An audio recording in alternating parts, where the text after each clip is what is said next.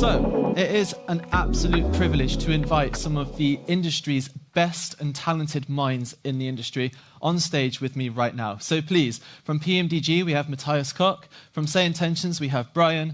We have Papa Hotel Scenery Designs, and we also have Fly-by-Wire Simulations. Please, put your hands together as they join the stage.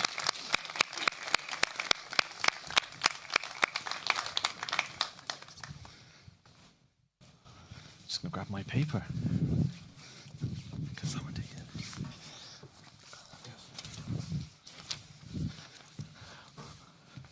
Well, this is quite the lineup we have here, isn't it, really? What talented people. How are you feeling? Good, and I'm glad you pronounced our name correctly today. Yes, I didn't hear the end of that last night at the bar, did I? No, true.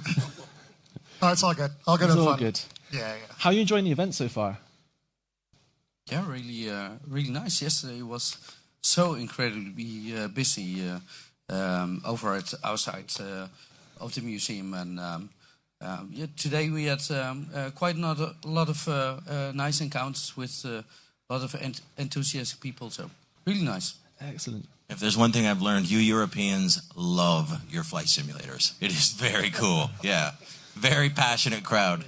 Is this your first time? This is my first time at FS Weekend. Yeah. Yeah. This is a wonderful vibe here. Great, very exciting. First time, but kind of a veteran here at FS Weekend. It's by far not my first one. I've been to every single one.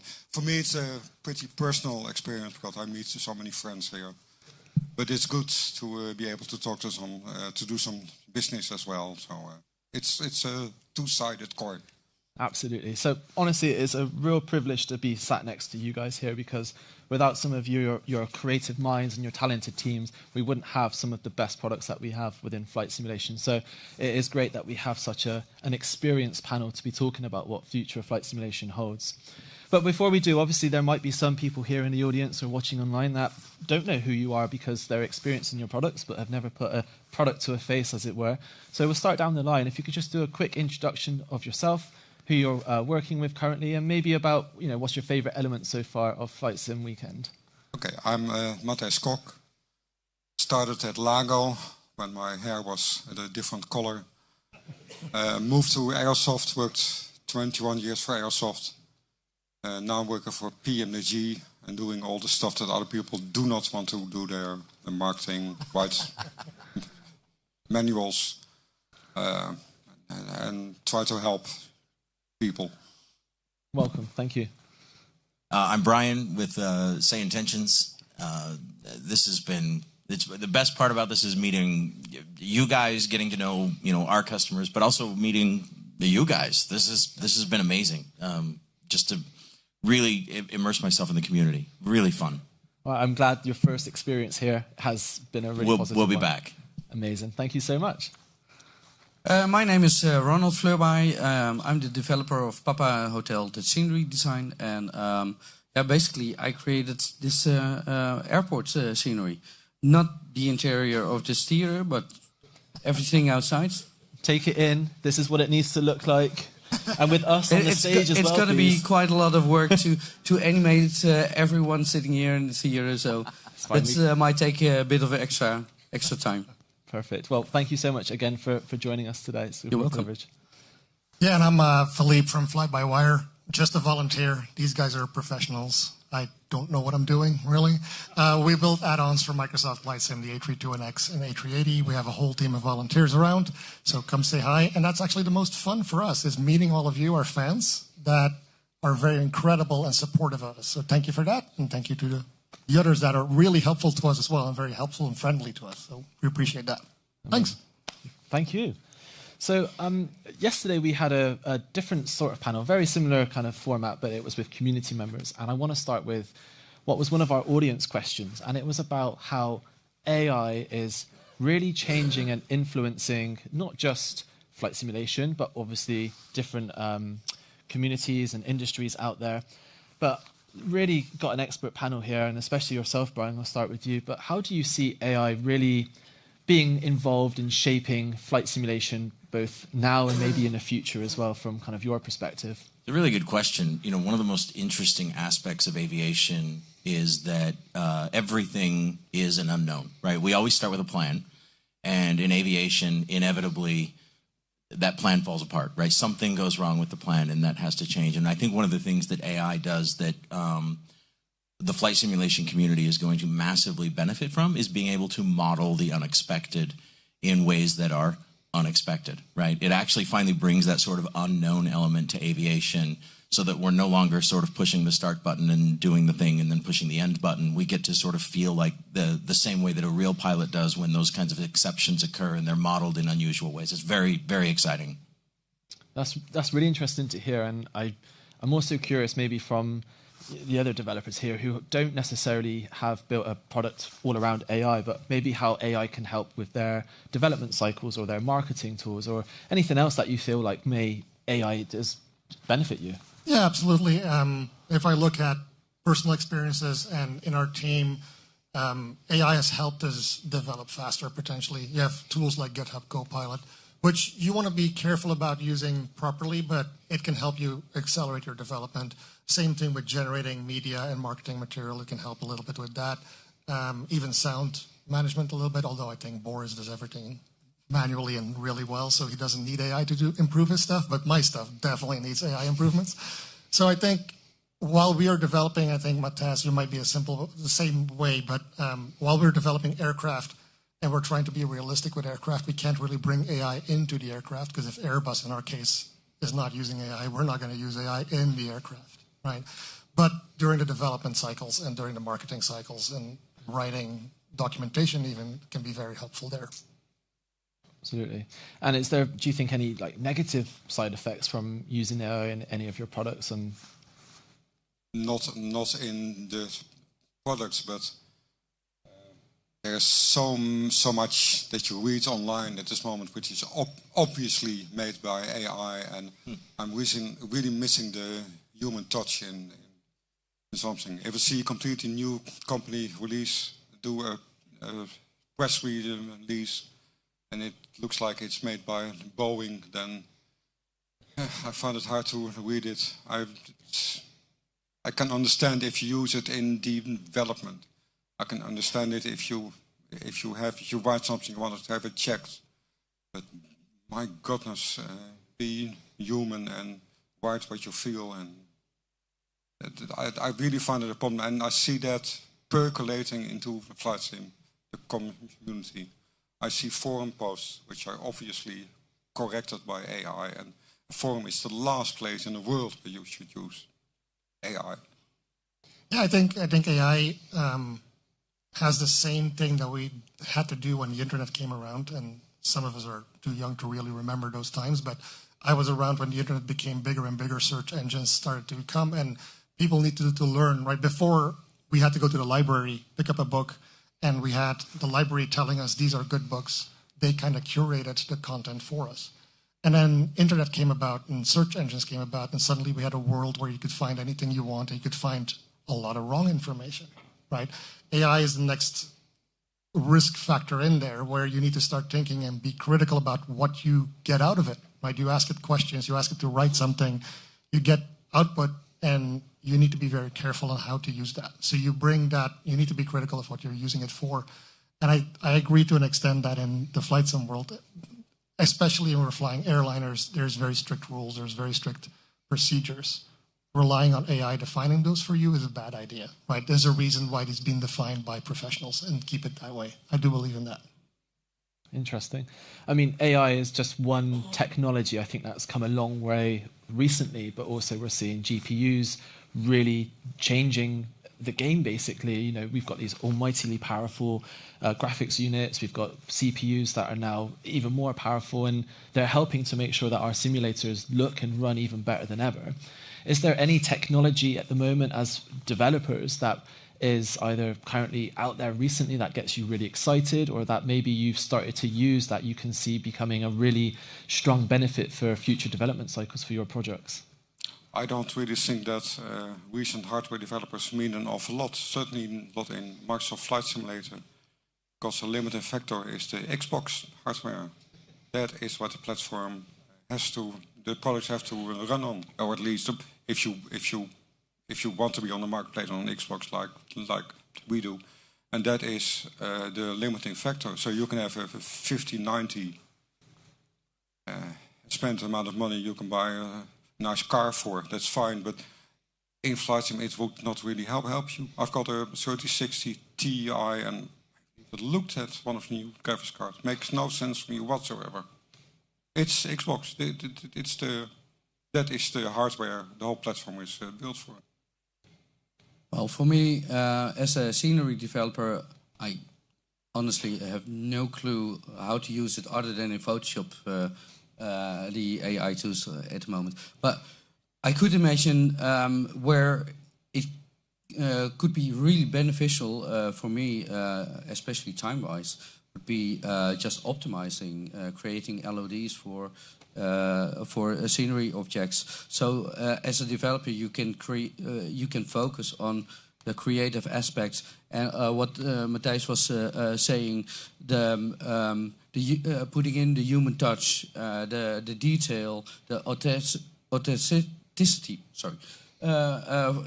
of a scenery, and you can really make sure that the look and feel of a place comes to life in the virtual world.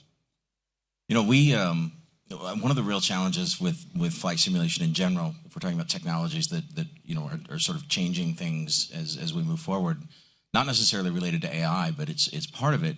You know, the biggest challenge we have as hobbyists is it doesn't matter how much compute power we have, flight sim takes all of it, right? And that will always be the case, right? When the 6090 comes out, when the 7090 comes out, flight simulation will expand to take all of it. And you know, one of the things that's come forward just recently, as the sims have been expanding, the capabilities are expanding, is the idea of saying, well, maybe some of the capabilities can be somewhere else. And you know, Microsoft Flight Simulator 2024 taking such a broad approach to cloud is a really interesting example of that, where they say, look, rather than making your computer do everything, let's leave more power for your computer to, and let's move some of it to the cloud. You for example, the visualizations in 2024 couldn't fit on your PC if you wanted them to. There's just not enough compute capacity there.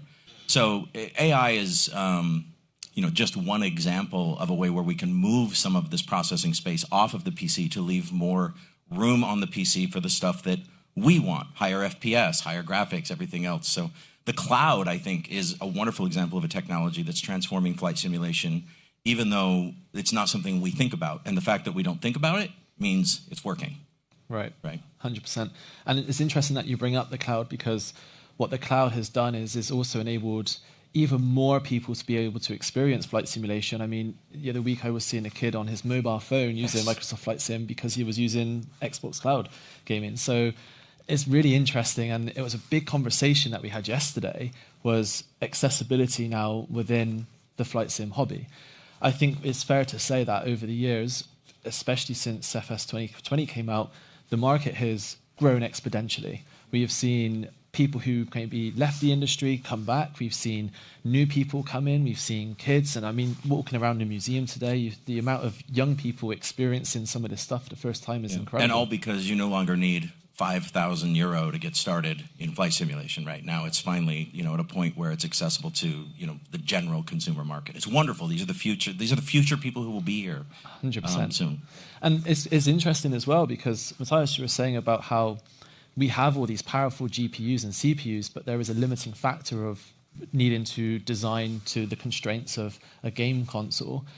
Do you, as a panelist, think that by opening up the market to game consoles and the cloud, do you think that is hurting the industry, or do you think actually longer term that is going to benefit us all because it means there is ultimately more people out there? There's no doubt that the current Xbox hardware is putting some limitations on what people can do. We could double the amount of details in our aircraft, but on a fast PC it would work, on an Xbox it would not work. How much that would add to the user experience, I'm not sure. It will make better screenshots and better feature lists. If it would make a better simulation, I'm not sure. So I'm not too worried about that. it is. The hobby is not about the technical aspect. The hobby is about learn to operate a complex machine, and the computer and the simulator and the aircraft and the tools and the airports are just tools for that. You should never focus on the tools. You all focus on what you want to do, and that is have fun and learn. Yeah, I hope that, even though they can't run the full gamut of all the different tools and capabilities and visualizations, I hope that sort of, entry-level compute world brings in millions of new people who would never have discovered this hobby any other way, right? It's going to be wonderful. At this moment, you can buy an Xbox for €350 and use the controller and have an experience that 10 years ago none of us had with systems that cost thousands. Yeah. And that draws in young people, and we need young people. Our existing customer base in P3D, the average age was about 110, and one of our actual problems was a lot of our customers were dying. So it's so nice to see young people getting into the hobby, and that is only because of that Microsoft decided to put it on Xbox. Only.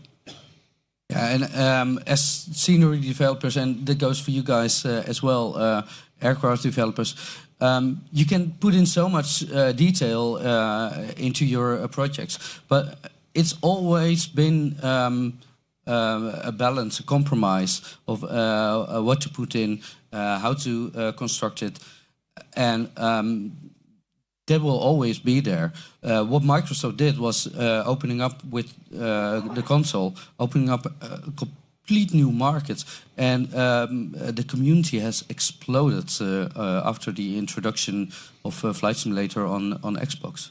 Yeah, absolutely. And I think from our perspective as Fly-by-Wire, that's actually awesome, because we are a community-driven effort, right? And all of these new people that now have access to flight simulation on a cheaper basis than we indeed had thousands of dollars or euros in hardware, they now have access, and they start on an Xbox and they start playing, Microsoft Flight Sim there, and they start flying with a controller, but they all get excited and they want to learn more, which is again one of the things we really want to do, is learn more in this industry and learn more as a pilot. And as they learn more, they're going to go move to different systems. They're going to buy peripherals from hardware vendors. They're going to buy scenery. They're going to buy aircraft. They're also going to get interested in developing aircraft, potentially. And that's where a low entry-level solution, like, I got to promote myself a little bit, Fly-by-Wire comes in and can help them. This is an entry point in if you want to help the community out yourself. So this accessibility that is now coming with technology and with the availability of more software is awesome for all of us, I think.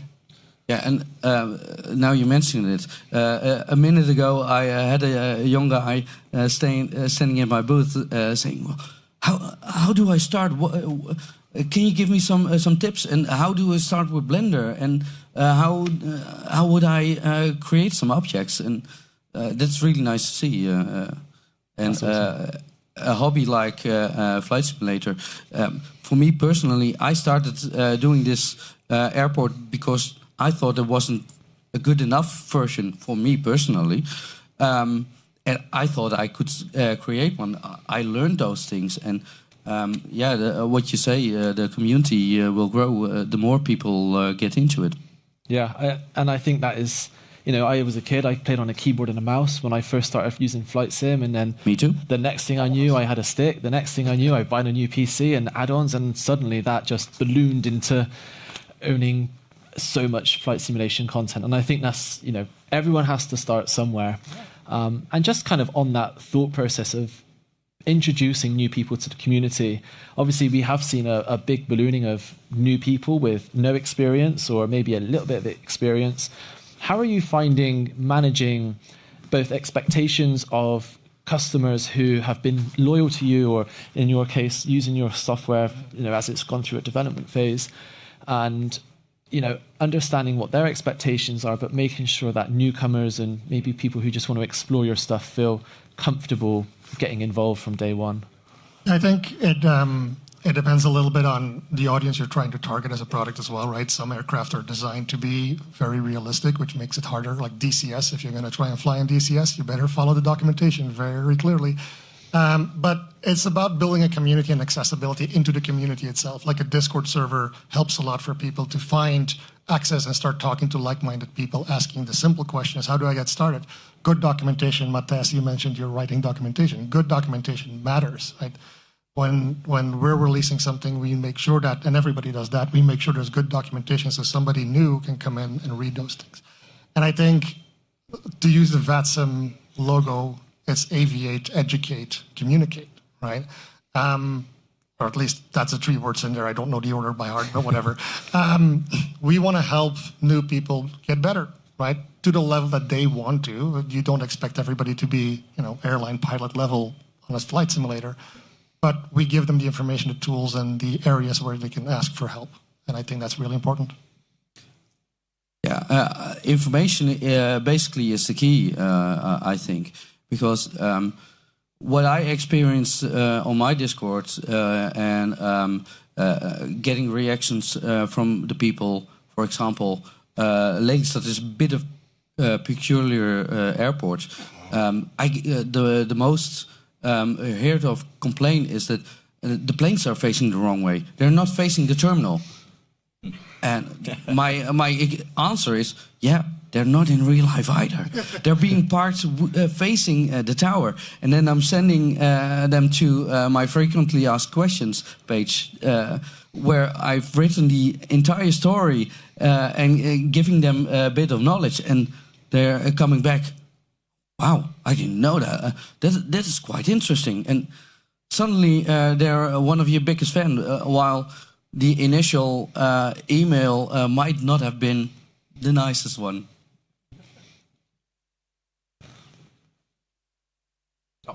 Let me I have a really fun example of this, which is the other day I was listening to our customers talk to ATC, and one of the things that I love about the direction the technology is going is it's making our stuff so accessible to our stuff is so accessible now to people that it wasn't before.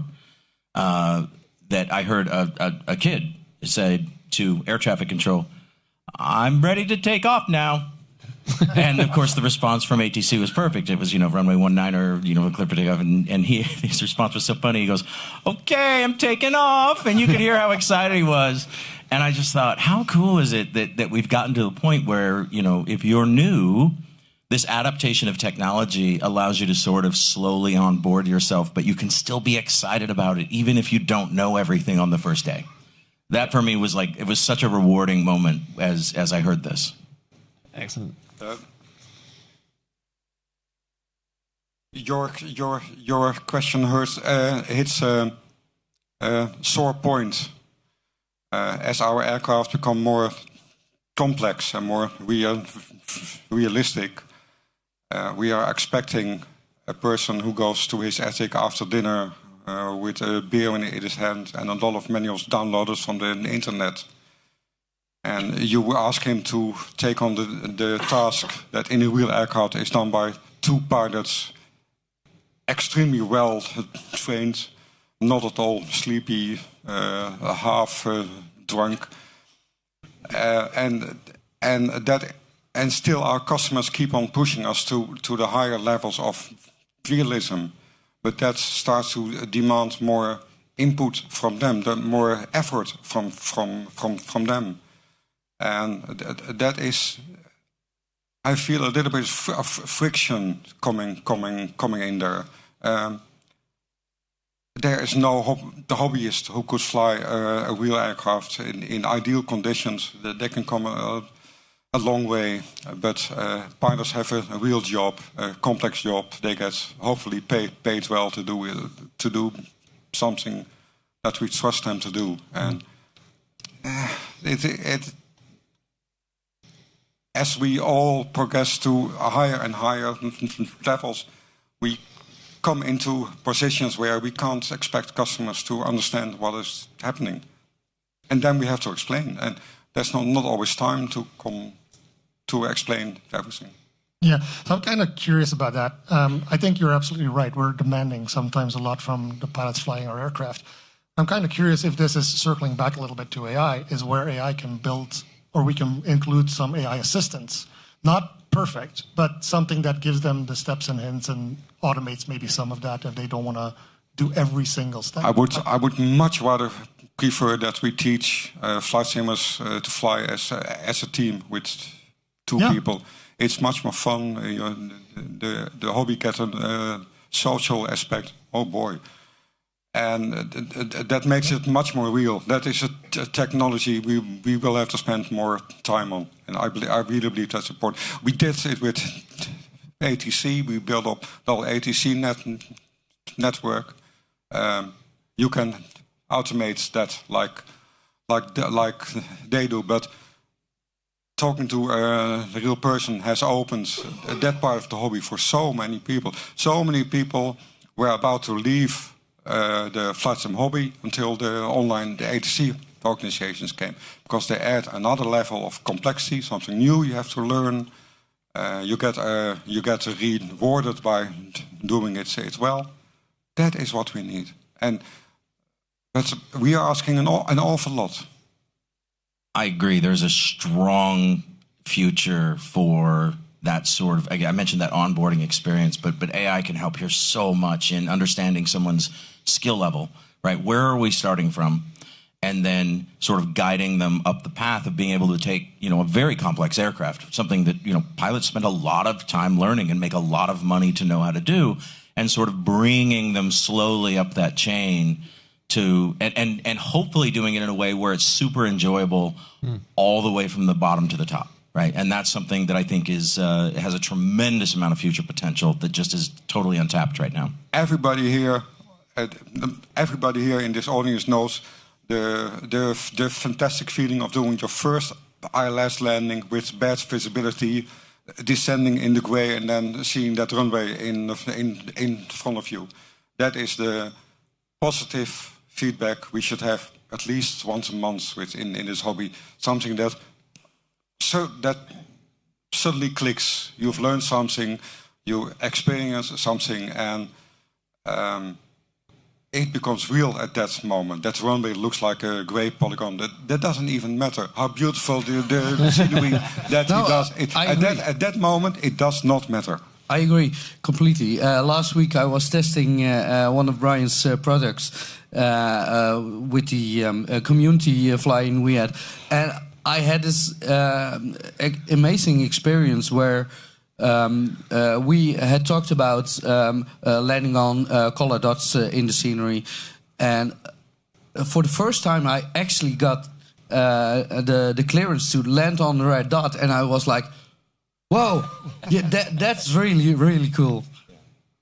Yeah, and I think flight simulation is full of those cool moments, and whether it's the small details or whether it's the larger details, just kicking up the A380 for the first time and hearing those engines just come to life. That was one of those wow moments for me. That's why we all keep coming back, right? Yeah, every one of us, for those moments. And I think this is why we all get so excited when big products are announced or even the smaller ones are announced, because there is something in this hobby for everyone. Not everything will always be for me or for you. It will be special to you for some random reason, or it could be for because you did a holiday there, or that's your favorite airplane. So thinking about these new people that are coming in, or even our experienced people, do you think sometimes our community maybe focuses too much on the wrong details, or because you have to take certain creative approaches to find a solution because there are limitations with SDKs, or because in the real world the aircraft has a touchscreen, but obviously our PCs don't have touchscreens? Are you asking a panel full of developers if we think our customers ask too much of us? Is that what you're asking? Basically, yes. Or are there any wrong details? I don't think there are. No. I'm more asking about, you have to take certain approaches to things in order to make it work from a 2D screen perspective with a mouse, keyboard, or a stick, or a yoke or something.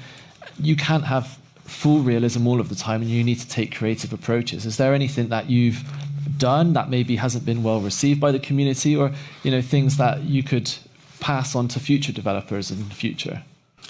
Well, with sceneries there are always features that people want to have implemented, or features that special sceneries that might be too small for a commercial developer to be able to develop. But all input is welcome for someone like me. I'd say advice to future developers is, there's a lot of noise out there in the community, and that's okay. People are very passionate about this hobby. They have a lot of opinions, but my advice would be build the product you want. Start with that, and then iterate, and then work through it. But start with the thing that is like your dream, and then work from there.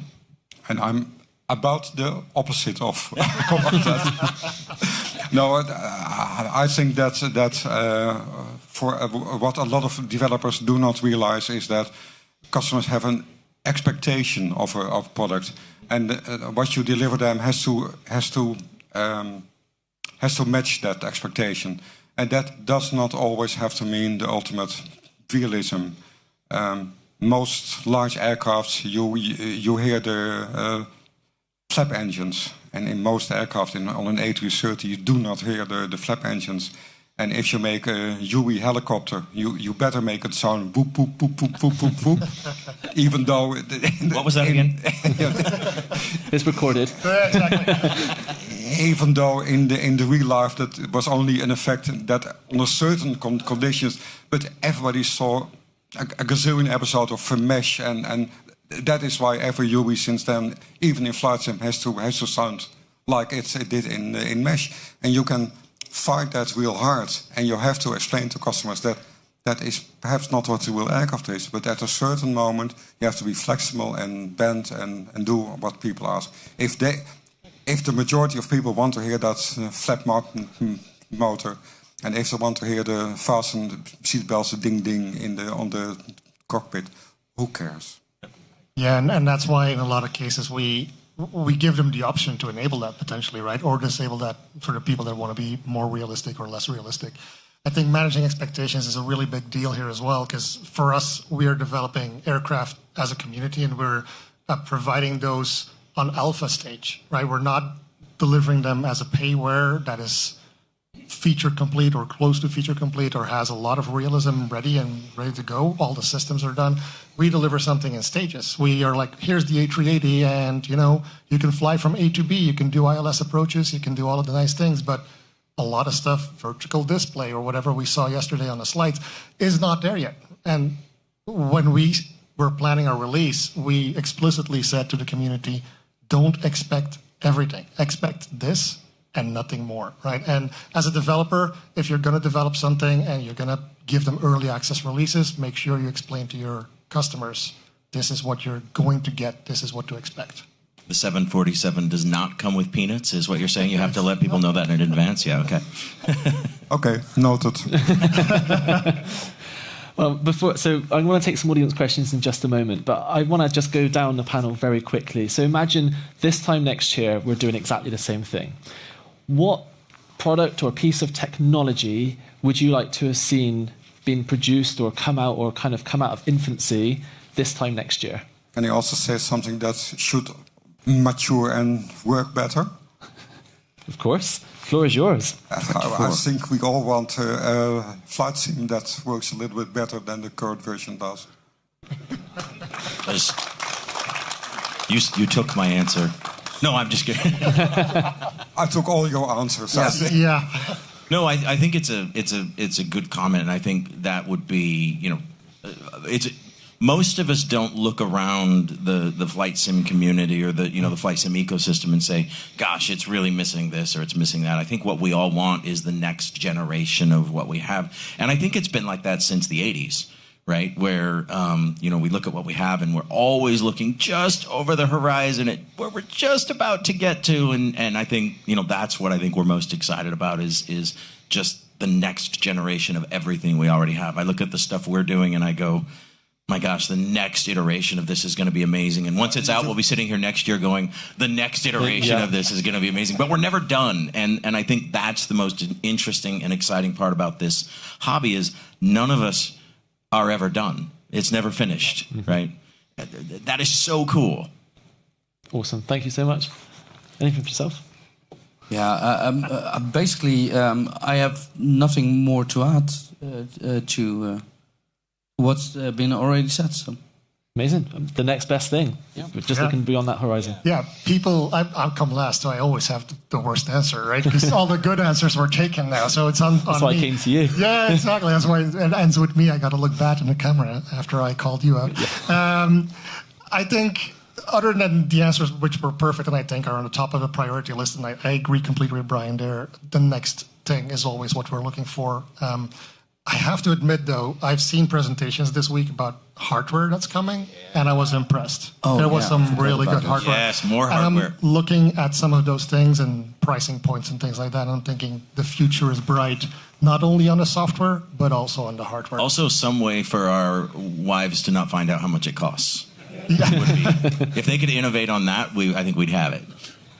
I started out as a 2 or 3 year old kid on the lap of my dad, playing with the keyboards, and then just to see the amazing stuff the people have in the museum hangar, that's incredible. And I really think that if the technology with 24 is maturing a bit, we're really living in a golden age of flight simulation. And it's funny you say that to end kind of this discussion, because that's exactly how we opened up yesterday. Someone said we are living in the golden age of flight simulation. So thank you very much. Now, I just wondered if there's any questions from our audience for our panels. Yes, right here. I have a question to perhaps all four of you. Well, obviously, you guys are all software developers of different types, aircraft, scenery, AI, etc. So to all four of you, do you see any opportunities for working together in the future, perhaps? Any partnerships among or between you guys, considering the fact that you develop different things? Sure, I'll just repeat that question just for our guys at home. So that question was, because we've got such a range of scenery, aircraft and AI people up here, is there any way for like some collaborations in the future? Absolutely. I spoke to him yesterday and we agreed on some things. No, the people always believe there's a lot of competition in flights and that companies do not want to work together. It happens, but there's not a single company here at the museum I would have an issue maybe working with. And I had meetings with everybody who I needed to deal with, and we've got many. We all work together. We happily work together. Even the freeware guys, if they ask for something, I will help them without a question. Really. Yeah, we're serious about building out ecosystems, and I think that's the right word. Is in isolation, none of our products are all that great, but when you combine them together to create like the full experience, everybody wins and everything is amazing. And there's nobody we wouldn't work with. No, literally nobody. For me, half of this weekend already was having conversations with other developers and talking about collaborations. And we finished a collaboration just now with the community fly-in. It was wonderful. Turned out really nice, and we're excited about what we're doing here as well. So yeah. And I think from Fly-by-Wire, we are a community and a collaborative effort to begin with. So yeah, we would love to work together with everybody in this room, in this area, in the conference. We've worked with many of them as well. And I have to say, I have to acknowledge Matthijs there, where he's clearly stating that they will support freeware, and it's wonderful to see that, right? We're bringing free aircraft into the world, and the payware guys see us as well, and they appreciate the effort that we're doing, because we're all working together to make this community a better place and to advance that technology for the next thing, right? And making sure that we're keep everybody excited. I think we have time for just one more question for yourself up there.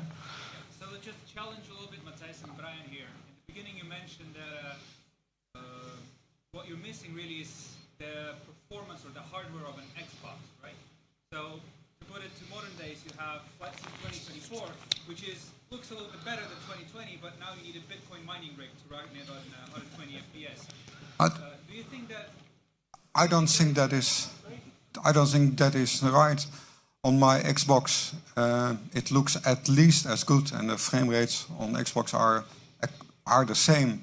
And on my PC, it's 24 runs actually a little bit better. Now, of course, all our hardware is different, and you hear the most horrible stories. But always keep in mind that you only read on the internet from people who have an issue. If everything works, a person flies. If something doesn't work, he will shut down the sim, open his browser, and start to type in a forum. The perception is not right. If everybody who had FlightSim 24 was unhappy with it, every forum would look very different. 100%. I was more curious of your opinion on the direction of where things are going, right? That improving the visuals a little bit, but then with the penalty of needing higher and higher hardware entry level, that also coming back to the topic of being entry level, and then you have to decrease the quality settings to the point of having runway like as a single polygon. Don't you think it might be worth to, let's say, backtrack a little bit and optimize so that... I would say the minimal settings today, if you turn everything down, are 100 times better than the experience from 5 years ago. So I think we're moving in the right direction for sure. But I think as long as you have those sliders so that you can sort of adjust your experience to match your budget, then I think we're all winning. But the other thing is, we always have been pushing the simulator to the brink of destruction. And if you're gonna up the specs for a console, then developers will find another way to break that console. Yeah. Can I add something to that? Yes, very quickly, last one. The question to the scenery designers and the aircraft designers is closed. I started in the 80s with the 2D panels in Flight Simulator, then the 3D cockpits came. Now we have aircraft interiors with galleys, toilets I can flush. I can walk through airports. Yeah. How much frame rates does that cost together? So the question is... Because I fly in the cockpit and I'm not sitting on the toilet. Well, so for the He has a point. for the people at home, then it's a question about kind of all these complex interior modelling for airports and for our cabins and our aircraft. You know, are we losing performance because we've got those, or is it even worth having them in the first place? And I'll start with yourself this time because I don't want to go last again. Oh, thank you so much. I think, you start with us because we have probably one of the heavier aircraft at the moment in the simulator world. The A380 is known to be a bit of a performance hawk. We're working on it. I think, onto your question, though, we have a different audience depending on who we're talking to, right? Some people really want that cabin and it's critical for them. Some people really want that frame rate and they don't care about the cabin. They never look at it. So I think it becomes important to give the people the option and focus initially your development on the ones that matter, well, not matter most, but the ones that are going to fly. Make it sure it flies well. That's step number one.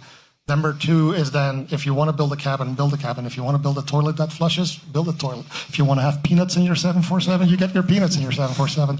But make it optional for people. Make it so that if they install it, they can select something that says, no cabin for me, because the frame rate matters. But even if people don't use it, they will still have to pay for it. Not in your case, but for the professional, for the commercial development. All these things are increasing the production cost, and unless you make it all optional, which is on Xbox or an awful lot harder to do. Yes, it takes a cost. We are at PMDG. We are not exactly looking into flushing toilets. It's not what we believe the simulator should be heading for. Still, customers love it. So yeah. Like I said, you have to adapt. You have to deliver what the customer wants. That's not always what you as a company want. And basically, it's always a compromise we're making. People expecting more and more realism nowadays compared to the FSX days, and a lot of the new technological improvements made it possible, but we should all ask ourselves every day, is this really necessary? Is this improving the product? Yeah. Otherwise, we're never going to get any of your stuff because you're going to continuously iterate and improve and change it. It would never be done. And you're going to have an audience full of people go, well, when is it out? Yeah. When is it out? Soon, TM. Soon, TM. I'm a cameraman, a professional, and a video editor in my normal day job. And we have a saying, an edit is never finished. So that the same goes for an aircraft or scenery. Excellent. Well, honestly, I could spend all day talking to some of you guys because you've just got such creative and talented minds, and I'm sure our audience has plenty of questions for you. Of course, if you do have any other questions for our amazing panelists, you will find them out on the show floor here at FS Weekend. But please do put your hands together for the incredible panelists on our discussion today. Thank you. Thank you.